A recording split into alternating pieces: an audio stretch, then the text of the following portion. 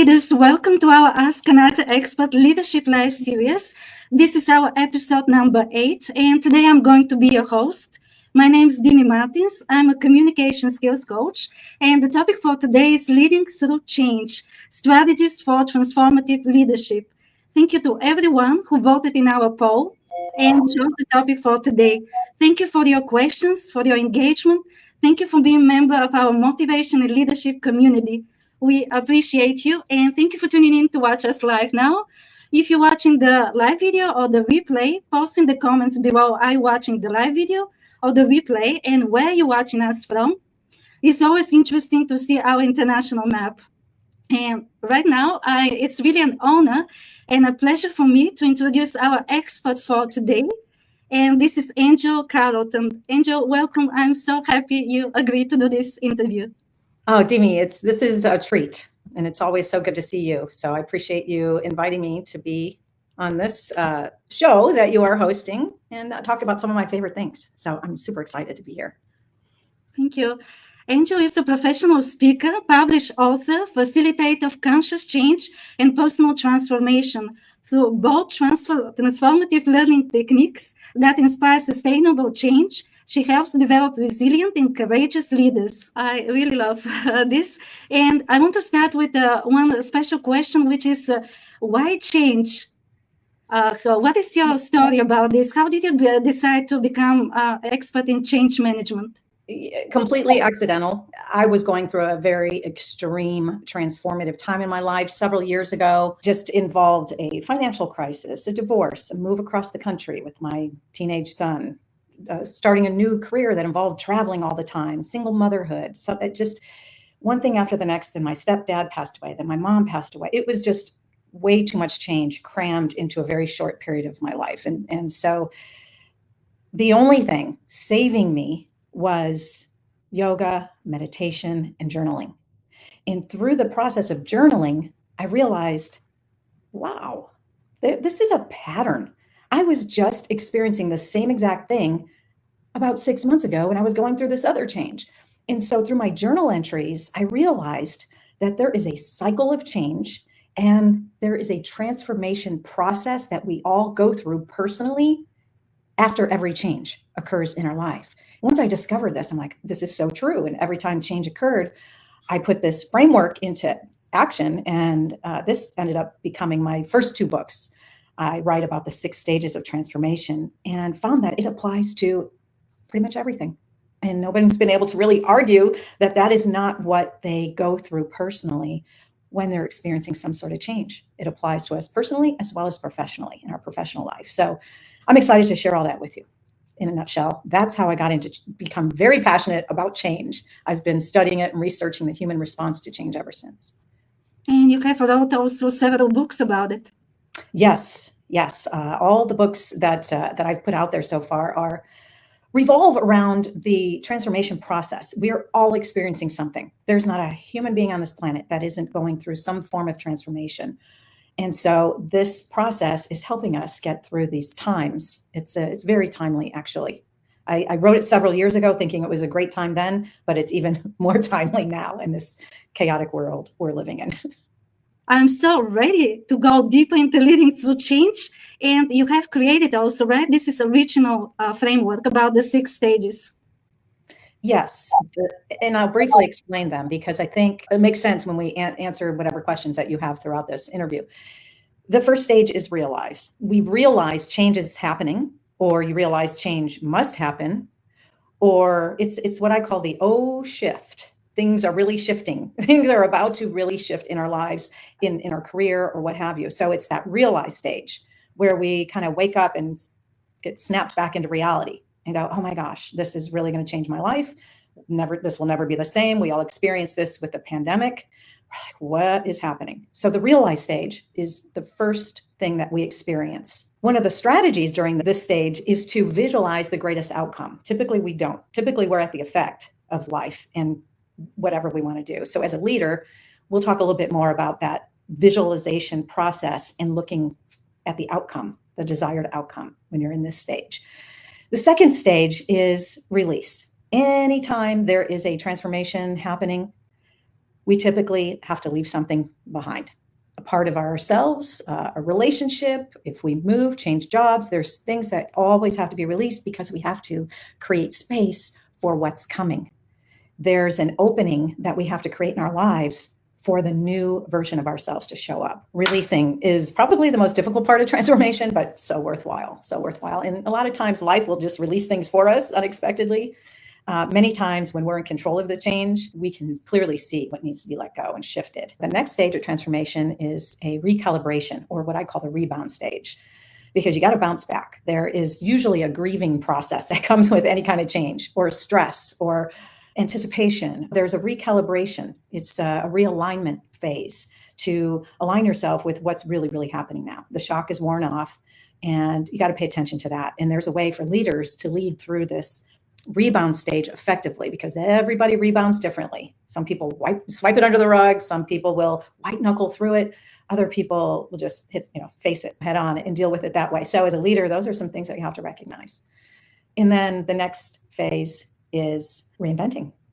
Once you've released everything, you've kind of worked through the emotional response, it's time to step into the reinventing stage of what does this look like now? And you start taking those action steps toward that greatest vision that you have. And after you reinvent, you resurrect, you rise up. It becomes a natural way of life, being that next greatest vision that you had back in the realized stage. And you've risen above the challenges and the obstacles, and now you've truly resurrected it. You're on autopilot. Your team is on autopilot. And from that point forward, the next stage, there's only one thing left to do when you've reached this point of transformation, and that is to respond. You have a responsibility to help someone else, to go back and see somebody who's struggling through change, through the process, because you've got a story now. You've got a success story to share, and you've got to transfer that knowledge to help somebody else. But those are the 6 stages of transformation in a nutshell. I love especially the last one, to help someone else. Yeah. And it seems like the common thing is the mindset. That is, you work with your mindset in order to reach to this last stage. Absolutely. It is all a shift in mindset. Absolutely. Managing your emotions and recognizing your own growth through the process. And that's where the power is. When you have that self-awareness, that is a superpower. Absolutely. Yeah. And now there is something which I'm very curious about, these your words. Just like everything else, leadership is changing, and the way people wish to be led is also going through a shift. Can you elaborate a little bit about this? Well, I almost hate to pull in politics, but they have been showing us a prime example of this. The world is becoming more transparent with the internet, social media. You can't hide. The privacy has gone away. Leadership of the past could just dictate. They know what's going on behind the scenes, and then they can almost filter some of what's happening behind the scenes so that their teams don't really know what's going on behind the scenes, and they can lead in a way where, do as I say. Now, with the world becoming a little bit more see-through in every aspect, we can't hide as leaders. We have to be as transparent and vulnerable as possible. And the authenticity and humility, these are the leaders of the future. We need people who can lead us through change, because studies show that the pace of change is not slowing down anytime soon. There was a study done that said 87% of people said they feel like there has been one crisis after the next for the past 2 years without any time to regroup. And many of us feel that way. It's like, oh no, not another major catastrophe, or not another shocking event. This is happening in our workplaces as well. And it's affecting us all personally. The leader of today has to recognize the personal response to change within each of our team members.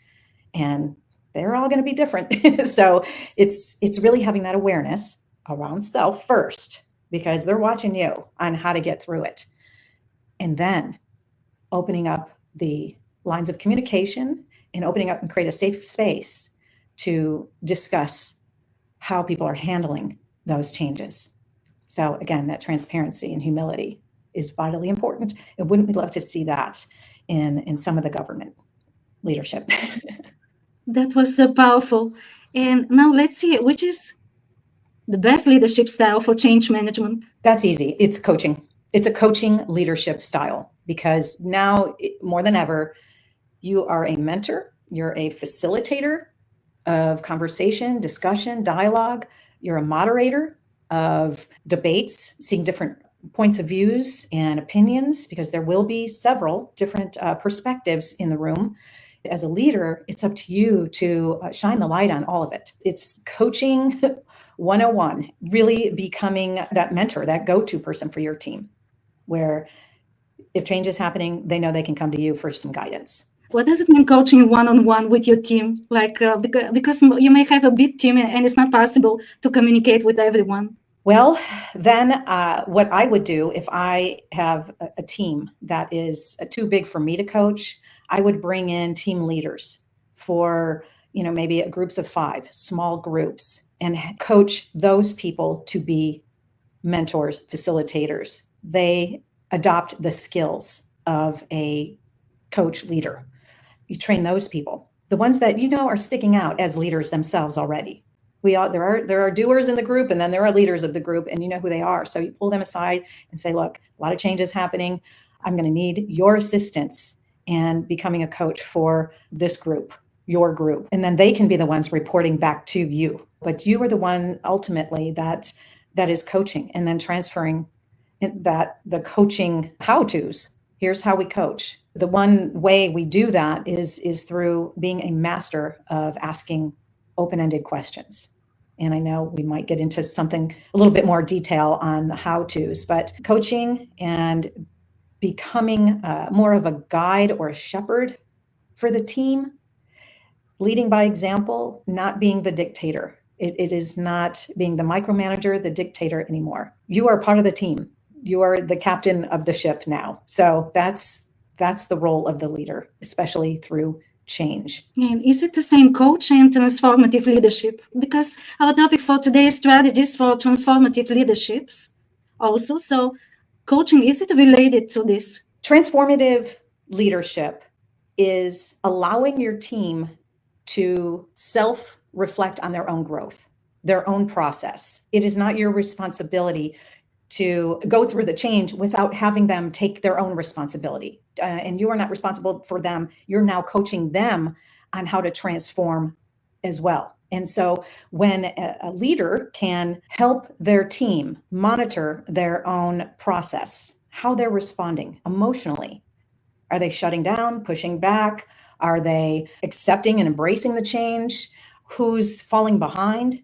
Who doesn't understand, who needs a little bit more coaching? It's the leader's responsibility in transformative leadership to recognize who is maybe going through the process a little bit slower or having trouble through one of those stages. And you are now helping them through the process. And it just boils down to helping them be reflective of their own process, their own growth, and not necessarily others, and compare themselves to others, because everybody, again, responds to change differently, as we can see in our world today. Team members resist change. What are typically the reasons? Well, again, you have to remember that the response to change is individual as our thumbprint. It's all how we respond to change is all based on our own personal experience and programming, based on how we were raised, what we were taught, what we believe. And everybody has their own belief system. Here's an example. We live in Southwest Florida. And a couple years ago, when Hurricane Ian swept through and destroyed Southwest Florida, parts of it, our house was part of that devastation. And we were displaced for 7 months. My husband, who is the total optimist, was like, oh my gosh, we're going to get a new house. Let's pick out, new countertops, and which was exciting. However, prior to moving to Florida, was robbed. My apartment was ransacked and robbed. I had a whole different experience. I had some PTSD. I felt very victimized. It was just a totally different experience. And for him, he was just seeing all the silver linings, which was wonderful. It certainly helped me pull out of my funkiness. Hurricane Ian reminded me the power of change and how to harness that energy to use it to completely transform. It was a great teacher for me. And everything I write about, I get to really put into practice in a very prolific way. So, but that's just a prime example of how two people are going through the same exact change differently because of our previous experiences and beliefs. So first and foremost, as a leader, you're not going to know everybody's past. So what you have to look for are the behaviors. You have to look for the shift in attitude and production, productivity, who's gossiping or becoming a little more negative in the meetings. I mean, you have to look for the behaviors that are shifting on the team to know how somebody's really responding to change. And you have to remember that fear. I mean, change drives uncertainty, which drives fear and stress. And so you can typically see when somebody is stressed out because they can't focus as well. Our brains are impaired and the neurons are not firing normal like they should when we're under stress. So change has the ability to do that. These are the reasons why they typically will resist change, because we want predictability, want everything to stay the same. But I'm here to tell you, my brother-in-law just reminded me of this great quote. The one constant in life is change. That is something that we have to learn to adapt to, which most of us really, it's an awkward, uncomfortable feeling. But when we can be comfortable in that discomfort and say to ourselves, this is what transformation feels like. It's uncomfortable, but it's pulling me out of the mundane and the known into the unknown. It's time to adopt a curiosity and shift that energy from fear to curiosity and excitement of what's coming. What does this look like for us now? I love that, from fear to curiosity. Yeah. And that is, if there is no change, it's not possible to grow. I firmly believe that if we came into this life just, and life was just going with no change, I mean, this is really what life looks like. It looks like a roller coaster. It's ups and downs, and, growth happens up here and down here. Growth very rarely happens there. I mean, this is our rebound stage. This is where we get to catch our breath and go, okay, now get back to being myself again. But change is definitely a part of life and growth, which I believe is why we're here, which is the book dedicated to destiny. Now, what about the typical pitfalls for leaders around change? Well, again, I think the biggest pitfall that leaders have when change is set into motion is they feel like they have to come up with the plan, and they're the ones to go, okay, you do this is what's happening, here's how we're getting through it. They become the dictator of change. That's changing. What is more effective in this new world that we're living in is the connection, is the collaboration, and it's bringing everybody in. Now, and I understand there are teams that may not be small enough. Again, you can have these little pods and bring in the perspectives, ideas, brainstorm the different approaches, all the potential outcomes, good, bad, the ugly, and see what's the most probable, and really have the team look at it and understand it and understand the why. Why is this even happening to begin with? How's it benefiting us as a whole and collectively? If there's some miscommunication about that, then that needs to be brainstormed. The pitfalls is not bringing the team in to be a part of the change and the process of change, and know that, okay, well, this is going away. We know that release is part of the process. So that old system is out the door. Now this new system's coming in. Yes, it's a disruption, but before you know it, we're going to be reinventing ourselves and rising above it. And we'll be experts at this once again. It's really giving the team hope and encouragement around whatever change is happening and going through it themselves, being humble, transparent. Here's how I feel about it. Be honest with your team. I see this perspective, this one, and from the top up, I see their perspective too. Here's how I see it. How do you guys see it? And really open up that communication. I mean, you know how powerful that is. Well, that is to work together. Yes. Now, what to do and not to do as the leader in order to successfully lead the team through change? I think I just answered that. I mean, what to do and what not to do is remember that you are a role model, and people are watching you on how they're supposed to respond. So by you being a little bit more authentic in how you present the change, will give them permission to also be authentic. And what leader doesn't want their team to be authentic and honest and transparent? So I think that's number one, is the more real, authentic, transparent, humble you can be, people will respond in kind. It's not time to put your leader hat on and I'm the boss and we're going to get through this and here's how we're doing it. The transformative leadership process is bringing everyone alongside you because you're going through it too. You're not fooling anybody to think that your team can see that you are also possibly a little stressed as well. So if you're going through it, why not have all of you go through it together and grow as a unit? And that's pretty powerful for any organization. And in this way, you're stronger as a unit. Oh, for sure. Absolutely. I love the next question. Actually, all of these questions are from our members. So thank you very much for your questions.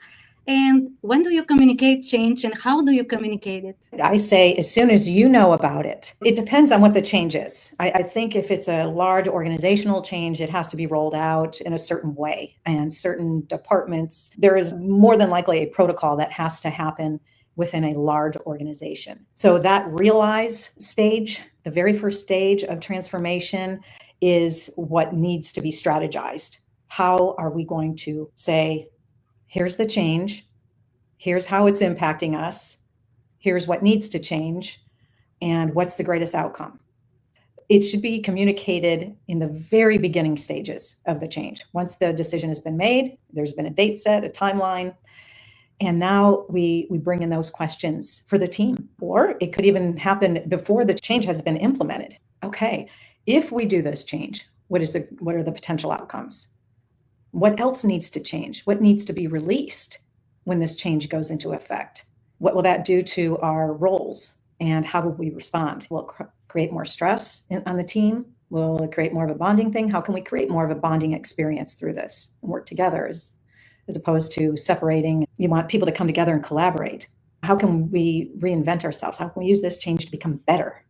Those are the brainstorm sessions and the visualizations that you want your team to have. They're exercises, and it requires a lot of awareness on your part as a leader and self-awareness on your team. Self-awareness is something, it's a practice. Not everybody's able to look and really dissect their emotions or even admit they're stressed out. You have to be the one to say collectively, here's what could potentially happen as we experience this change and the transformation process, because it's going to affect the community, the whole organization collectively. But more importantly, I want to know how it's going to impact you as an individual. And let's work on that. Because if you thrive through this change, we all win. And so that's your role as a transformative leader. These are powerful words. That is, you show care. Like each individual of your team is important. Absolutely. I mean, who doesn't want that? We all want to be seen, acknowledged and appreciated. Absolutely. So I will say one more thing, reward this behavior. You can also reward the people who are responding to change in a way that is healthy for the whole environment. That's absolutely important. And what's the top skill that a change leader, you should use to lead effective change? I'll go back to saying open-ended questions, because as a coach, you are not telling, you're becoming a master of asking the right question to get your team to self-discover the proper answer or solution or outcome. And when they self-discover it for themselves, it's their idea, not yours. And it's a lot easier to implement something that came from within me. So if you're asking me to change a behavior, you're going to ask an open-ended question, which open-ended questions are how, what, why. Let me hear your thoughts on this. You want to open up a discussion. It does not lead to a yes or no answer. Become the master at asking open-ended questions, because you will ask one open-ended question and they will share a lot more details than a closed-ended question where it just would get a yes or no answer. So I think that is the greatest skill of any leader, but especially today, because let's face it, you're wearing a lot of hats as a leader. The time is flying by quickly. We're all very, very busy. There's very little downtime. You want to cut to the chase. An open-ended question will give you the answers that you need to process and help that individual or the team move through the change in a more effective and positive way. So practice those. Absolutely. And don't assume, ask questions. Yes. Assumptions are dangerous. Very good point. Never assume. Yeah. how best should the leaders cultivate that skill of asking questions? It's a work in progress. I used it when I was doing a lot of leadership training. I used it with my son and my parenting skills, because I think parenting is the greatest form of leadership there is. So I would practice with your kids. I really think that is, or practice with your family or friends. You're sitting around at a dinner party, start asking some open-ended questions, and you'll see how that just livens the conversation. Be masterful, becoming more specific and driving the right question to get them to self-discover the answer that you want them to self-discover. And what about the introvert leaders? The introvert leaders? Well, I think the introvert leader is probably the most powerful leader we can have right now, quite honestly, because they're really naturally good listeners. They don't talk so much. They really don't mind being in the background and letting somebody else take the spotlight. So I think if you are an introvert leader, you have an advantage today, for sure. Wow. And actually, we have one more question here left. What can you say about this? Can a generally change-friendly culture be established, and how? I think we already touched on this, but let's summarize. Again, I think if you want the culture to shift, to adapt to change, you have to learn how change is showing up so that you can anticipate change and then adapt quicker when you understand the process. When you don't have a process on how to get through change, if people are just flying by the seat of their pants and, again, white knuckling through it, change shows up in 4 ways. I call the 4 E's: through events, through an encounter, which is an interaction with another person, an epiphany, those aha moments where you have a brainstorm idea. It's like, yes, we're putting this now into effect because this is a great idea. And then all of a sudden change is in motion. And then the last one is when it's essential, usually when it's for your health or well-being. Do we make essential changes? So when you understand the 4 ways that change shows up, through events, encounters, epiphanies, and when it's essential, now you can start to anticipate, the transformation process is about to kick in. We just had this huge event, and it could be the birth of a child. It could be, at a personal level, all kinds of events. An encounter could be you've met a coworker that taught you how to do coding or something. Now you've got a new skill set, and that puts you on a different path. So be aware of when change is occurring. And then as a leader, just know the shift is about to hit the fan, because now we've got to put the transformation process into effect. And you've got to look for some behaviors to see what team members are adapting and who aren't. In order to create a change-friendly culture, you've got to reward innovation. You've got to reward creative thinking. You've got to reward self-reflection. You have to reward self-discovery. When you can create a reward program around transformation, then your team will be not afraid to make changes and step into it, even though the unknown or the fear, whatever it is that they're experiencing, can be a little debilitating. We don't want to move. No, you go first. I'll stay. I just want to watch. They'll be able to embrace it a little bit more. Innovation is change. You want to develop a team of innovators. What comes with innovation, however, is failure. A good leader will know how to reward failure for growth purposes. Because, Demi, have you heard of the Amazon cell phone? No. Well, guess what? Nobody has. It never made it to market. It was the ultimate failure that Amazon worked years on developing. But you know what came out of the Amazon cell phone? A little thing called Alexa. Oh, wow. Yeah. Encourage the team to be innovative and think creatively to get through the change and brainstorm, and then reward those behaviors, the transformation behaviors that you want to see. And that's how you will create that culture. Such powerful words here. And like everything else, we need to prepare in advance, right? It does take a little preparation, absolutely. But now you have a framework to prepare for. Yeah, to be proactive, not reactive. Prepare in advance. Proactive. And before we finish, of course, let's hear final words. That was really insightful, thought-provoking conversation. Thank you so much for your time, expertise sharing with us. And I definitely personally going to watch it again, because there were so many moments which I want to listen again. Well, really insightful. And especially about innovation, I think at the moment, being creative, rewarding failure. in many other moments. So thank you so much. Yes, and great questions, everybody. These were fabulous questions. After we finish, of course, you can leave your questions, and our expert will do her best to answer.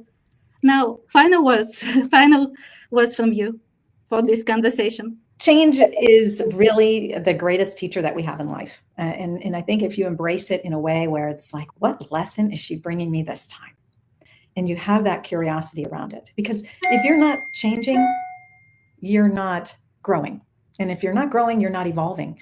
And if you're not evolving, you're not really living. And if you're not really living, you're merely surviving. And if you're just surviving, you're not thriving. We need you to step into the power today. We need leaders of change today more than ever before. I ask you on behalf of humanity to please step into it. Whether you stumble and fall, pick yourself back up and reinvent yourself as that leader of change and that transformative leader that you are. The world needs you. So thank you. Well, thank you for these words. And where people can find you online? Oh, yes. I invite you to go to transformwithangel.com. I have a gift for you there. It is a free download of my book, Staying Afloat During Tides of Change. And it is an overview of the 6 stages of transformation. So you can download the PDF there. And when you subscribe to my website, you will also receive a monthly newsletter and some really exciting stuff coming up. So we're working on a show. We're collecting transformative stories. If you've got a story, we'd love to hear it. So just go to transformwithangel.com, get your free ebook, and I look forward to staying in touch with you there. Thank you. Wow. Thank you once again so much for this interview. It was really very valuable and a lot of insights. So thank you so much once again. And thank you, of course, to our audience for your questions, for your engagement, and for being a valuable member of our motivation and leadership community. Sending you a full charge of joy and success. See you next time. Bye. Bye, Demi. Thank you. Bye.